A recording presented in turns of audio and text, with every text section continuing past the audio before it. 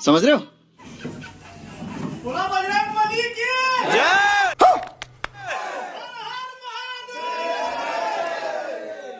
तो का हाल बा भाई लोग, आशा करतनी कि अच्छा हो खबर मस्त हो। तो भाई लोग भोजपुरी के अंदर बहुत बड़ा आप लोग के खबर आ गई बा, जवन कि हम आप लोग के इंट्रो में देखौनी है। तो भैया आकांक्षा दुबे के हत्या के मामला में समर सिंह जेल में बंद रहा। तो भैया आज तो जना खुलेआम देखल जा इंट्रो में कि वे आ गई बना अपना घरे। तो बहुत बड़ा भैया बयान निकल के आइल बा, खबर बा, बहुत खुश खबरी के बात बा कि समर सिंह अपना घरे आ गई न। वो गंगा स्नान करके माथे पर तिलक लागल बा। तो जना इंट्रो में खुद देखल जा। तो भाई लोग के बहुत बड़ा खबर ना आदमी तो भाई लोग अपना गाँव आयल बना, उनकर गांव मिल के स्वागत करता है अच्छा से। उनका द्वार पर बैठ के सब दोस्त संगाती जे जे उनकर हेली प्रेमी बा आके उनका से बातचीत करता है। हवन की आप लोग वीडियो में देखतनी। तो भाई लोग समर सिंह अपन दोस्त से मिल के बहुत खुश होता ना। हवन की आप लोग वीडियो में देखतनी। तो भाई लोग आज आकांक्षा दुबे के मरले 7 महीना हो गई। 7 महीना के बाद आज समर सिंह अपना घरे आयल बना। आप लोग देखतनी कि बार बढ़ के